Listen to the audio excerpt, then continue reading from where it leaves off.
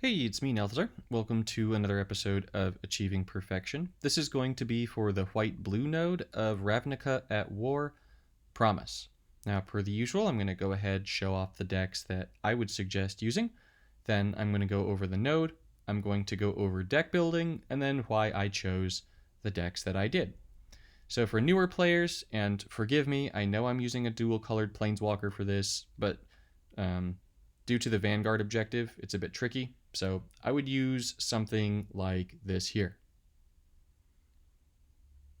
Then for people that have pretty much everything, I would actually go ahead and use Raw here, and I would use something more like this. Now for this node, we need to use a white or a blue Planeswalker. And then for the objectives, we need to win the fight, we need to cast 2 or more Vanguard supports during the fight, and we need to cast 3 or more spells during a single turn. So this casting spells during a turn isn't too bad, especially with the permanent support, which if you trigger it is going to give you 2 spells with full mana. So if you play around that, that will help you. The really tricky part is actually going to be to cast the 2 Vanguards. And it's kind of tricky because this is white and blue. So you kind of need to have gotten some of the Vanguards from Fiblethip or from War of the Spark. I know that you could have gotten the core ones, but I'm not especially fond of them apart from the rare Ajani. So the first thing you're going to want to do is go ahead. We can't use Eldraine in this, so look for your Vanguards. So without the S. So for looking for Vanguards, make sure that you're selecting support, and then you look through what you have.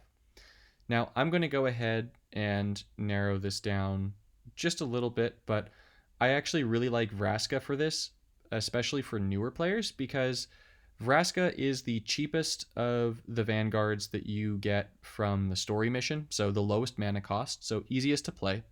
And then her little Death Touch Assassin tokens have, whenever they deal damage to the opponent's Planeswalker, an opposing Vanguard loses 3 shields. So she's not only the cheapest, but she then goes about removing the opponent's Vanguards too. So in the event that you haven't stocked up on Vanguards, and so you're going to be going up against Vanguards that are probably better than the ones that you have, Vraska helps you get rid of the opposing Vanguards. So I really like that about her.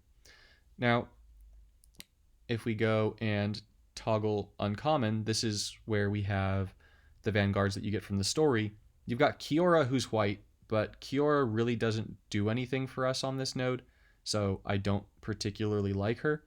And then we also have Nahiri, and Nahiri just doesn't do a whole lot in general, so I don't particularly like Nahiri either. The advantage to Nahiri is that she could just give all your creatures first strike on your turn. So if you give your creatures Berserker, then she's kind of nice, but that's really about it. Now, the other reason why I chose Kiora is you want to go ahead and use green because we've got Vraska. And once you use Vraska, you could also make the quick trip over to using Arlen. Arlen is not great, but is also not entirely terrible, as Arlen is going to make you 3 2/2 wolf tokens, and then they're each going to get +1/+1. So you actually get 9/9 for the 14 mana, which is honestly pretty decent for a newer player. So Arlen is not a bad choice. Now, once you've determined which colors you can make your deck around with regards to Vanguards, then go ahead and look at your spells. And honestly, go ahead, select spell, and then if you have them, type in spell and look for cards that are spells that also benefit or will copy and cast more spells. So Repeated Reverberation, this one is going to, on its own, complete the casting 3 or more spells during a turn. So you get a red spell to full mana. I particularly like Electrodominance here because you just fill it with the 6 mana.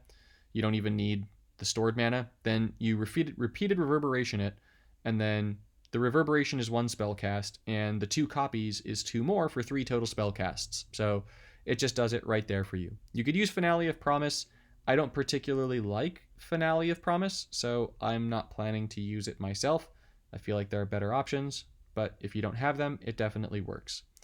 The other one that I particularly like for this is Expansion. Expansion is going to be giving you your cheap spells and casting them. So as long as you have one in your graveyard, the Expansion cast counts as 2 casts in a turn, and so that helps you complete the objective much more quickly. My favorite Vanguard for this is Rawl, because Rawl has the -2 to basically do repeated reverberation, but once per turn. So this one helps us with both the Vanguard objective and with the casting spells in a turn objective. Finally, you could use something like Thousand Year Storm. That's absolutely going to help you with your cast 3 or more spells during a turn. So if you want to go ahead and use one of your 1k Storm decks, by all means, go ahead. That's a great choice. Now, for the decks that I'm suggesting people use, so we'll start with Kiora. All right, I promised. Okay, this, yeah, change. You take forever changing version. All right, well, last time I said if I just tell it to go faster, then it would work. Maybe, because like every time I've commented about it, it's changed, but it's made no difference here. So superstitious nonsense for the loss. Anyways, so for the Kiora deck, I've already gone over the 2 Vanguards, right? So we're selecting Kiora because she's a walker that enables us to use the Vanguards that I am suggesting. Furthermore, Kiora has access to a lot of low-cost spells. I would actually even consider just popping Death Sprout out of here because there are no lands in this version. So I originally made this actually and had the green lands from Eldraine, and then those are not playable here. So I suppose Death Sprout can be swapped for something else. I might as well do that in just a moment. Discovery and Incubation are both fantastic cards for this node. They both have very low mana costs, which is going to make it easy for you to cast them both in a turn, and they both have very useful abilities. So Incubation is going to fetch a creature, but you could also use it as removal if you wanted. Discovery will draw you cards. Well, a card. Man, that cough. And then could also serve as removal. So they both have a nifty first effect and then removal as a second effect, and they're really cheap. Animist's Awakening is green gem conversion. It is very little mana, and so it's going to make it so that it's going to be easier to cast these 3 spells in a turn, especially as it is a spell itself. And then Mantle of Webs is a spell. It gives a creature reach, and so if you put this on Vraska's little Death Touch critters, then those little Death Touch critters are going to start wiping things out. Conclave Naturalists are in here to destroy supports. Howling Giant is here to be pretty nifty and useful, so it's a 5/5. It makes 2 wolf tokens, which means that on its own it's going to be 9 power for 16 mana. If you have Arlen out, then those 2 tokens are going to be coming out as 3/3s instead. So now you're getting 11 power for 16 mana, which is very solid.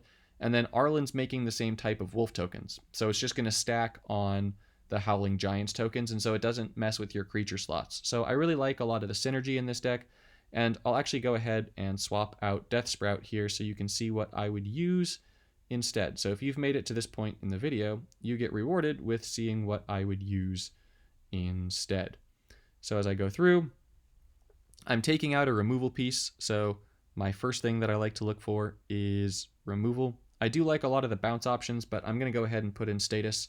I actually really like Status. So with this one, we can put this on, it's got flash, so we can hold it and then cast it during the opponent's turn, but it's cheap for the cast 3 spells. We can put it on the Death Touch critters again, although, I mean, it doesn't matter because it gives something Death Touch, right? And then the flip side can destroy supports or creatures. So it just gives us more ways to destroy supports. So yes, this here is what I would suggest. And we'll save that because, yeah. All right, for players that have basically everything, Rawl is kind of the spell planeswalker, like Rawl and Jaya Ballard, right? So Rawl here is going to be lovely for a whole host of reasons. So first one is Prophetic Research. This ability is fantastic for fishing for the cards you need to complete your objectives, both Vanguards and spells. 2, his mana bonuses are off the hook. Buster Blue loves this dude. 3, look, we couldn't even only see one of his hands. We don't know where the other one is. 3, this Create a Major Flex is also a fantastic ability for just finishing off the match. And finally, the deck is just amazing and awesome. No, not you. We like you, but not yet. So, the 2 Vanguards, Rawl and Tamio. These have a ton of synergy together, especially for this node. So, Tamio is going to, with her minus ability, bring things back from the graveyard and give him full mana. So we can take a spell back, give it full mana. Then Rawl is going to be able to copy that spell with full mana, and between the 2 of them, you immediately have 2 spells.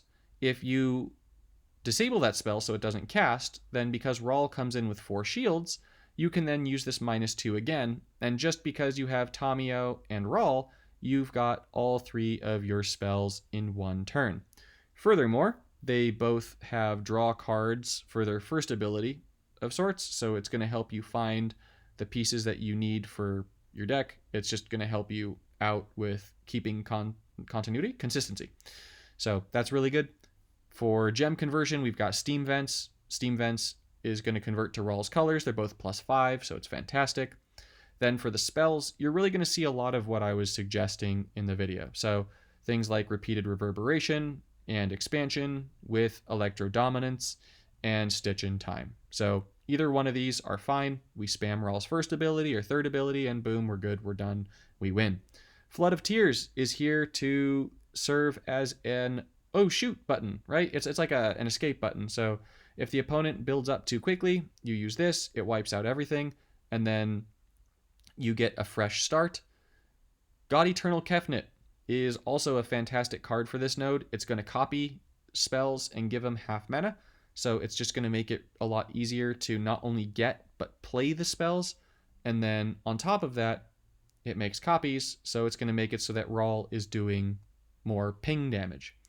The final card is Niv. We're going to be drawing a lot of cards, so Niv is just going to help us finish off the match.